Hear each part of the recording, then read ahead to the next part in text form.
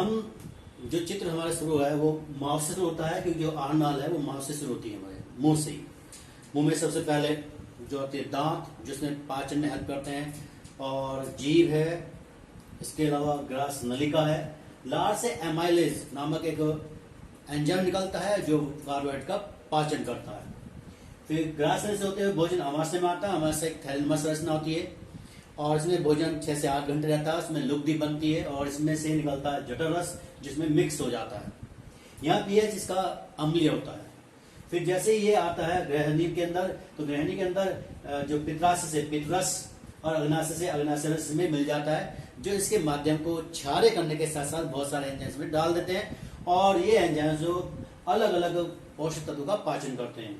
इसके बाद आता है ये छोटी आंत में। छोटी आंत में बहुत सारे रसाकुर होते हैं जो पचे हुए पोषक तत्वों का अवशोषण करते हैं, उसे ब्लड में डालते हैं और ब्लड के माध्यम से ही शरीर की प्रत्येक कोशिका में पहुंचता है। यहाँ जो लीवर है वो सबसे बड़ी ग्रंथि मानी जाती है। मानव शरीर में जो सबसे बड़ी ग्रंथि कौन सी होती है, वो लीवर होती है। लीवर के अंदर ग्लाइकोजन स्टोर होता है, ग्लाइकोलाइसिस चक्र होता है। इसी के अंदर ही एमिनो से यूरिया बनता है। फिर बड़ी आंत आती है। बड़ी आंत में विशेषकर कोई एंजाइम प्रस्तावित नहीं होता है, लेकिन इसके अंदर जल का अवशोषण होता है, म्यूकस निकलता है जो बचे हुए पदार्थों को लसा बनाता है और साथ ही शरीर से बाहर निकालने में हेल्प करता है। क्रमरूप परशोषिका, ये एक तरह की एक आंत होती है जो पहले सेलुलोज का पाचन करती थी, लेकिन अब ये सेलुलोज का पाचन नहीं करती और इसे जब ये बढ़ने लगती है, इसमें कुछ लिक्विड आता है तो इसे अपेंडिक्स बोल देते हैं, जिसे काट के बाहर निकाल देता है। अब इस आहार नाल का एक एक टॉपिक को हम डिस्कस करेंगे, जिसमें कौन कौन सा पाचक एंजाइम्स होता है, वो किसका पाचन करता है और इनकी संरचना डिटेल में स्टडी करते हैं। आहार नाल, उसके मुख्य भाग। हम जानते हैं कि मनुष्य में जो पाचन होता है वो आहार नाल के माध्यम से होता है।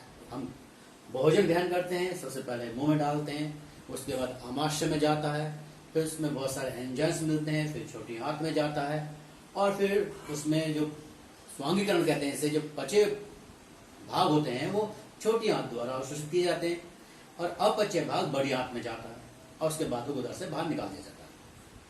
तो आहार नाल का सबसे पहले जो मुख्य भाग स्टार्ट होते हैं, उसमें पहले मुख और मुख गुहा है। इसमें क्या होता है, ये 2 मार्शल होते हैं, यानी यहाँ जो हमारे होठ शुरू होते हैं, यहां से ही मुख शुरू होता है और इसकी संरचना निम्न होती है। सबसे पहला आता है इसमें तालु। तालु आप जानते हैं जो ऊपर वाला भाग होता है, जब आप मुंह खोलते हैं इसमें ऊपर वाला जीभ के ठीक अपोजिट जो भाग है उसे हम तालु कहते हैं। इसका जो शुरू का भाग होता है वो कठोर होता है, क्योंकि उसके अंदर जो होती है मैक्सिला और पैलेटाइड नामक अस्थियां होती हैं, जिस कारण से ये हार्ड होता है, कठोर हो जाता है। इसमें उपस्थित म्यूकस झिल्ली पर खुरदरे अनुपस्थ कोट होते हैं, जिनको तालु वलिया कहते हैं। जो हम हाथ फेरते हैं तो खुरदरी से दिखाई देती है। फिर तालु का पिछले वाला भाग जो होता है वो कोमल होता है, क्योंकि वो संयोजी उत्तक और पेशियों का बना होता है, इसलिए वो सॉफ्ट होता है। तो जैसे हम दांत से पीछे को जाएंगे तो हार्ड से सॉफ्ट होता चला जाता है। फिर आता है इसके जो हमारा क्या कहते हैं, जो तालु का जो पिछला भाग है वो एक उभार के रूप में ग्रसनी की गुहा में लटका होता है और इसको हम यूला कहते हैं। यूला, इसके समीप लसिका उत्तक के बने टॉन्सिल्स, टॉन्सिल बोलते हैं, टॉन्सिल होते हैं। अब इसके बाद ये जीभ। जीभ हमारी एक मार्शल, लचीली और पेशियों की संरचना होती है, इसमें कोई हड्डी नहीं होती।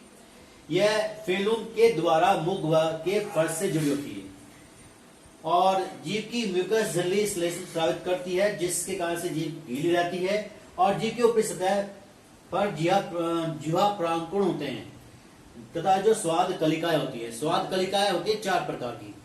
जीभ का सबसे जो अगला भाग होता है वो हमें बताता है मीठे का स्वाद, उससे कुछ पीछे नमकीन, और जो साइड वाले भाग होते हैं वो खट्टा और जो वाले कड़वा। ये 4 भाग, 4 प्रकार के स्वाद को जीभ बताती है। जीभ के कार्य क्या? जीभ जो दांतों में कुछ फंस जाता है वो जीभ के माध्यम से निकालते हैं। जीभ भोजन को इधर उधर घुमाता है। जीभ के कारण हमारा जो उच्चारण है, जो वर्ण बोलते हैं, उनमें सुविधा होती है। तो ये बहुत सारे काम जीभ के द्वारा होते हैं। यह एक संवेदी अंग भी होता है क्योंकि ये स्वाद को पहचानता है। इसमें बहुत से प्रांगुण होते हैं जिस कारण से स्वाद का पता चलता है। तो ये 4 प्रकार के स्वाद बताती है: मीठे का स्वाद, खट्टे का स्वाद, नमकीन का स्वाद और कड़वे का स्वाद। तीसरी संरचना जो मुख में होती है वो होते हैं हमारे दांत। दांत में 3 वर्ड आपके सामने विशेष आपको दिखाई दे रहे हैं। पहला है थियोडॉट्स यानी गत दंती, दूसरा द्विबार दंती, डाइथियोडॉट्स बोलते हैं, विषम दंती, हेटेरोडॉट्स बोलते हैं। अब इसका मीनिंग क्या है? जो हमारे पास ये है हमारा गत दंती, इसका मतलब ये है कि जो मनुष्य के दांत हैं वो अंदर धसे होते हैं और अस्थियों से जुड़े होते हैं। द्विबार दंती का मतलब कि एक मनुष्य के जीवन काल में दांत 2 बार निकलते हैं, दूध के दांत और फिर स्थायी दांत। विषम दंती का मतलब है कि ये दांत जो होते हैं अलग अलग प्रकार के होते हैं और मनुष्य में खासकर 4 प्रकार के होते हैं जिनका विवरण आपके पास है। नंबर 1 पहला आता है हमारे यहाँ पर इंसाइजर्स और दूसरा हमारा आता है कैनाइन। इंसाइजर और कैनाइन जो होते हैं ये आगे की साइड होते हैं और ये ऊपर से नुकीले होते हैं, खाद्य पदार्थ को काटने के काम में आते हैं। फिर प्रीमोलर और मोलर, ये ऊपर से चपटे होते हैं जिन्हें हम डाढ़ कहते हैं और ये भोजन पदार्थ को पीसने के काम में आते हैं। अब आता है मनुष्य में दंत सूत्र क्या होता है। हमने एक ऊपर का जबड़ा और नीचे 2 जबड़े होते हैं और उनमें से ही आधे आधे को हम लेंगे, यानी एक जबड़े का आधा हिस्सा, ऊपरी जबड़ा और नीचे। सबसे पहले आता है आई का मतलब हमारा यहाँ पे है इंसाइजर्स होते हैं, ऊपरी जबड़े के आधे हिस्से में 2, यानी कि 2 इधर 2 इधर और नीचे भी 2 होते हैं। फिर हमारा आता है कैनाइन आता है, ये ऊपर एक और एक नीचे होता है, ये नुकीले से होते हैं, सबसे ऊपर दिखाई देते हैं ये। फिर प्रीमोलर, ये 2 और 2 होते हैं। फिर मोलर 3 और 3 होते हैं, बिल्कुल लास्ट की जो डाढ़ होती है। इस प्रकार मिलाकर ऊपर के जो जबड़ा है उसमें एक में 8 है, अर्ध में आधे हिस्से में, और दूसरे में 8, तो गुना करेंगे 16। तो ऊपर टोटल जबड़े में 16 और नीचे 16, टोटल आ गए 32। ये जो फॉर्मूला लिया गया है, रिपीट करें, 2 जबड़े होते हैं और एक जबड़े के आधे हिस्से को फॉर्मूले में लिया जाता है। फिर आता है जो दूध के दांत। अब दूध यानी इन्हें हम कहते हैं अस्थाई और जो दूसरे दांत होते हैं उन्हें स्थायी बोलते हैं। तो दूध के दांत में जो फॉर्मूले में अंतर क्या होता है कि इसमें हमारा जो इंसाइजर्स और कैनाइन में कोई डिफरेंस नहीं होता, लेकिन बच्चे के अंदर जो दूध के दांत होते हैं उसमें प्री मोलर नहीं होते और मोलर की संख्या 2 होती है, जबकि परमानेंट में वो 3 होती है। इस प्रकार जो दूध के दांतों की संख्या होती है वो 20 तक होती है, जबकि स्थायी दांतों की संख्या 32 तक होती है। और दांतों का हम सब जानते हैं कि भोजन को चबाना, काटना और उसे पीसना, ये सब काम दांतों द्वारा ही होता है। अब आने वाले जो दूसरा भाग है वो है ग्रसनी। हम तालू के पीछे जाते हैं तो ये वाला जो भाग, गले के यहाँ जो भाग होता है, ये सारा भाग जो हमारा ये ग्रसनी आ जाता है। मुखवा के पीछे की ओर एक कीप द्वार भाग, उसको हम कहते हैं ग्रसनी, और ये 15.5 सेंटीमीटर तक लंबी होती है। इसके मुख्य 3 भाग होते हैं। पहला है नासा ग्रसनी। ये नासा ग्रसनी जो होती है इसमें 2 अंत नासिका छिद्र होते हैं और ये श्वसन के लिए हेल्प करते हैं, जब सांस लेते हैं उसमें हेल्प करते हैं। और इसमें एक होता है यूटेरियम नलिका, यूटेरियन नलिका होती है, और ये यूटेरियन नलिका जो होती है ये कर्ण गुहा में जाकर खुलती है। यानी नासा छिद्र जो होते हैं वो नाक से जुड़ जाते हैं, श्वसन क्रिया में सांस लेने काम आते हैं, और जो यूटेरियन नलिका है वो कर्ण गुहा में खुलती है। तीसरा मुख ग्रसनी, ये कोमल तालु के ठीक पीछे होती है और ये भोजन समन यानी भोजन को पीछे धकेलने में सहायक होती है। फिर कंठ ग्रसनी, जो कंठ ग्रसनी होती है वो ये कंठ की यहाँ होती है और इसमें लैरिक्स के ये पीछे स्थित होती है।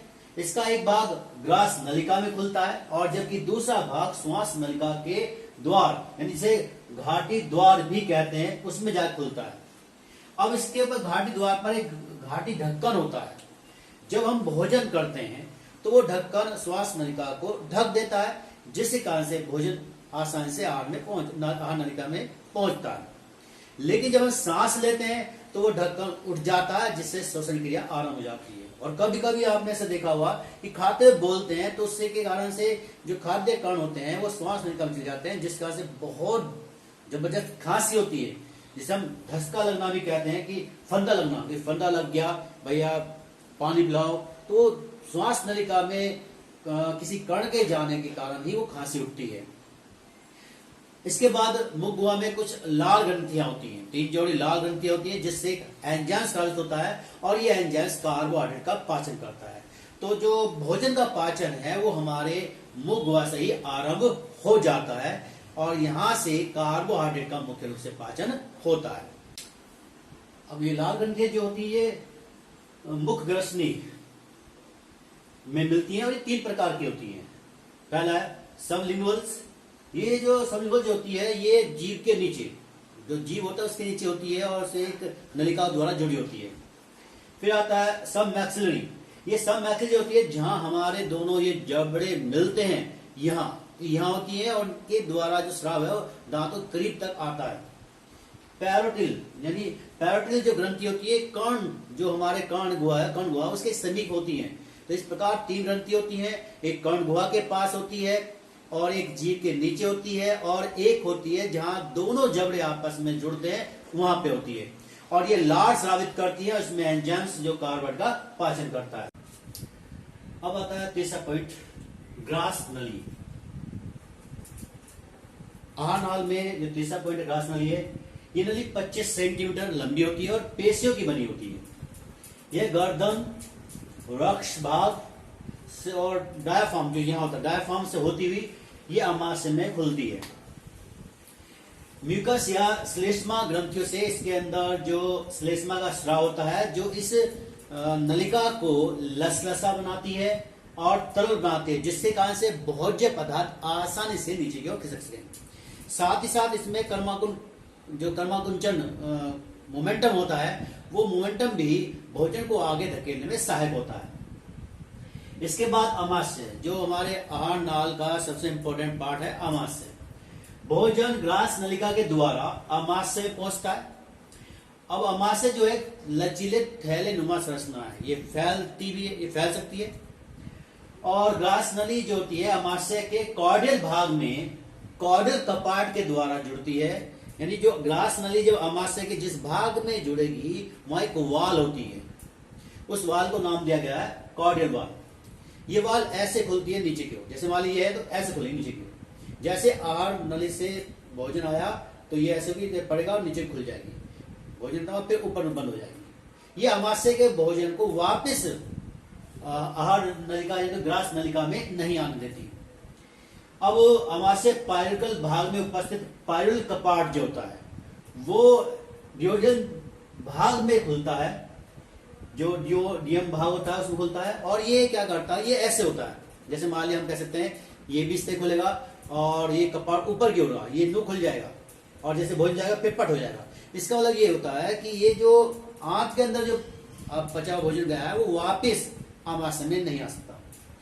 अमाशय में भोजन इकट्ठा होता है, उसमें बहुत सारे एंजाइम्स मिलते हैं, उसमें जो आपका ये कहना है कि कुछ लिक्विड्स फॉर्म में होते हैं और हाइड्रोक्लोरिक एसिड होता है Cl, और ये इसमें लुगदी बनाते से पीसते हैं और लगभग ये भोजन यहाँ 6 से 8 घंटे तक रहता है और यहाँ इसका पेस्ट तैयार होता है। अब इसके अंदर होती है अमाशय में जठर ग्रंथि, जिसे जठर रस स्रावित होता है। इसमें एसिल यहाँ जो भोजन है उसके पीएच को 4 कर देती, घटाकर 2 कर देती है। 7 पीएच का होता है, उदासीन होता है, उसे कैसे एसिड फॉर्म में ले आती है, जिस कारण से जो जीवाणु आते हैं, जो बैक्टीरिया आते हैं वो यहाँ मर जाते हैं और ये हार्ड से हार्ड भोज्य पदार्थ को भी गला देता है। फिर पेप्सिन, ये प्रोटीन का पाचन करता है, जो भोजन में प्रोटीन होता है उसको डाइजेस्ट करता है।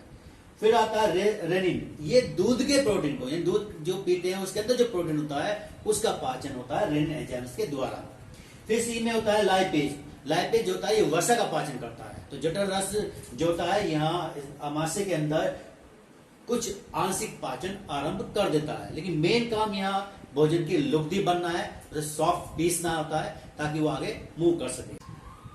अमाशय और छोटी आंत के बीच का एक भाग होता है, एक नलिका होती है, और इस नलिका को हम कहते हैं डियोडिनम। तो डियोडिनम जो होती है, इसी में यकृत से, यानी यकृत में उपस्थित पित्राशय ग्रंथि से पित्रवाहिनियां निकलती है जो इसी भाग से जुड़ती हैं। अग्नाशय से भी ये जुड़ी होती है, जिसे अग्नाशय रस निकलता है। तो यकृत के अंदर जो पित्राशय है वो पित्र का स्राव करता है, जिसका पीएच होता है 7.6, और जो अमाशय के अंदर लुगदी बनी थी उसका पीएच होता है लगभग 2, यानी वो अम्लीय है। तो उसे क्षारीय में कन्वर्ट करने के लिए पित्तरस का यूज किया जाता है। साथ ही पित्तरस जो होता है ये वसा का पाचन करता है, मेनली फैट को क्या करता है, डाइजेस्ट करता है। फिर आती है अग्नाशय रस, अग्नाशय ग्रंथि। अग्नाशय ग्रंथि में 2 प्रकार की ग्रंथि होती है, एक तो होती है अल्फा ग्रंथि और दूसरी होती है बीटा ग्रंथि। ये बहुत इंपॉर्टेंट है। इसमें बीटा ग्रंथि से इंसुलिन हार्मोन स्रावित होता है, और ये हार्मोन ग्लूकोज को ग्लाइकोजन में कन्वर्ट करता है। अगर इंसुलिन का स्राव ना हो तो ग्लूकोज की मात्रा बढ़ेगी और ये डाइजेस्ट होकर ब्लड में घुल जाएगी। जब ये ब्लड में घुल जाएगी तो वहां ग्लूकोज का लेवल बढ़ेगा, और जिससे मधुमेह यानी शुगर की बीमारी होती है। तो उस रोगी को जिसे इस बीमारी हो चुकी है मधुमेह की, उसे इंसुलिन के इंजेक्शन दिए जाते हैं ग्लूकोज को डाइजेस्ट करने के लिए, उसे ग्लाइकोज में कन्वर्ट करने के लिए। दूसरी है अल्फा। अल्फा से होता है ग्लूकेगॉन्स। ये क्या करता है, ये उल्टा करता है, ग्लाइकोजन को ग्लूकोज में कन्वर्ट करता है। तो इसका इंसुलिन का उल्टा काम करता है। अग्नाशय से निकलता है अग्नाशय रस। उसमें मेनली 3 एंजाइम्स होते हैं। ट्रिप्सिन, ये प्रोटीन को पेप्टाइड में तोड़ता है। आप जानते हैं कि प्रोटीन जो होता है वो एमिनो एसिड से मिलकर बना होता है, और एमिनो एसिड जब आपस में जुड़कर प्रोटीन बनाते हैं तो वो जो जुड़ने वाला भाग है उसे हम बोलते हैं पेप्टाइड, यानी पेप्टाइड बॉन्ड। तो ये प्रोटीन को पेप्टाइड्स में तोड़ देता है, थोड़े थोड़े पार्ट में डिवाइड कर देता है। फिर आता है एमाइलोपेक्सिन, ये स्टार्च को ग्लूकोज में कन्वर्ट करता है। फिर आता है स्ट्रिप्सिन, यह वसा को चेंज करता है ग्लिसरॉल और वसीय अम्ल में। यानी जो वसा होती है वो 2 चीज से मिलकर बनती है, उसको हम जल अपघटन कर दें तो उससे हमें मिलता है ग्लिसरॉल और साथ में वसीय अम्ल मिलते हैं। अब आता है इसके बाद छोटी आंत। आहार नाल का जो अगला पार्ट आता है वो है छोटी आंत। यह 7 मीटर तक लंबी होती है और 2.5 सेंटीमीटर तक चौड़ी होती है। इसके 3 भाग है, ग्रहणी, मध्यात्र और शेयात्र। यानी प्रारंभिक जो पार्ट होता है इसका, जो अमाशय से लेकर स्टार्ट होता है, छोटी आंत जहां पे स्टार्ट होती है, इसी में ही पित्राशय से पितरस और अग्नाशय से अग्नाशय रस जुड़ जाता है, और ये युवाकार की होती है, 25 सेंटीमीटर चौड़ी होती है। इसका मध्य भाग जो होता है वो 2.5 मीटर लंबा होता है। फिर जो इसका सबसे अंत का भाग है वह आंत का आखिरी भाग होता है, और ये 3.5 मीटर लंबा होता है। इस भाग में रसांकुर होते हैं, इसमें बोनर ग्रंथियां होती हैं और आंतीय ग्रंथि, जिन्हें हम लीवर खून की प्रवाहिकाएं कहते हैं, और इससे निकलता है आंतरस। यानी छोटी आंत से जो एक रस निकलता है जिसमें बहुत सारे एंजाइम्स होते हैं, उसे आंतीय रस कहते हैं। इसमें पीएच जो होता है इसका 8.3 होता है। तो यहाँ जो माध्यम बन जाता है भोज्य पदार्थ का, जो अमाशय आने के बाद वो क्षार हो जाता है। इसमें पहला एंजाइम है इलिप्सिन, जो पेप्टाइड्स को एमिनो एसिड में, अभी बताया था आपको कि एमिनो एसिड जुड़ते हैं पेप्टाइड बॉन्ड से, और जब लगभग बहुत सारे पेप्टाइड बॉन्ड बन जाते हैं, जैसे पॉलीपेप्टाइड कहते हैं, वो प्रोटीन होता है। तो यहाँ पर ये पेप्टाइड्स को एमिनो एसिड में चेंज करता है। माल्टेज, माल्टोज को ग्लूकोज में, सुक्रेज, सुक्रोज को ग्लूकोज और फ्रक्टोज में, लाइपेज वसा को ग्लिसरॉल और वसीय अम्ल में चेंज करता है। इसी प्रकार लैक्टेज, लैक्टोज को ग्लूकोज और गैलेक्टोज में चेंज करता है। जो लैक्टेज होता है वो दूध से मिलता है इसे। फिर आता है एंट्रोकोनिन, जो होता है ये ट्रिप्सिन को सक्रिय करता है, जो कि आंत रस से मिलता है, वो निष्क्रिय होता है, यहाँ पे वो सक्रिय होता है। फिर आता है ऑर्जिनेज, ये एमिनो अम्ल को यूरिया में चेंज करता है। तो यूरिया जो बनता है वो वाकई में लीवर के अंदर बनता है, इसका पूरा साइकिल्स होता है। अब आता है इसके बाद बड़ी आंत। हाँ, इसमें एक बात हो रह गई, जो ये विलायक रसांकुर होते हैं, जब भोजन पच जाता है तो उसमें जो पोषक तत्व है वो पोषक तत्व जो होते हैं इन रसांकुरों के द्वारा अवशोषित कर लिए जाते हैं। ये पृष्ठ क्षेत्रफल बढ़ाती है आंत के को, और इनका संबंध होता है रुधिर वाहिनियों से। तो यहाँ से जो रसांकुर होते हैं भोज्य पदार्थ में उपस्थित पोषक तत्वों का अवशोषण करके रुधिर में डाल देते हैं, और रुधिर के माध्यम से ये पोषक तत्व शरीर की प्रत्येक कोशिका तक पहुंच जाते हैं। तो अब इसके बाद आती है बड़ी आंत। बड़ी आंत आहानाल का ही अंतिम भाग आता है। छोटी आंत और बड़ी आंत जिस स्थान पर मिलती है उस भाग को उदक कहते हैं। तो इसमें जो बड़ी आंत का जो मेन काम ये है कि ये जल का अवशोषण करती है, और साथ ही साथ ये म्यूकस स्रावित करती है, जिससे जो पदार्थ है वो चिकना बना रहे। और तीसरा काम इसका यह है कि अपचय भाग को शरीर से बाहर निकालती है। इसका जो अंतिम भाग होता है वो मलाशय कहलाता है, जो लास्ट मल द्वार पे खुलता है, जिसके माध्यम से हम अपचय भोज्य पदार्थ को बाहर निकाल देते हैं। ये पूरा एक हमारा पूरा आहानाल का सिस्टम था, जो माउथ से शुरू होता है और लास्ट में होता है मल द्वार।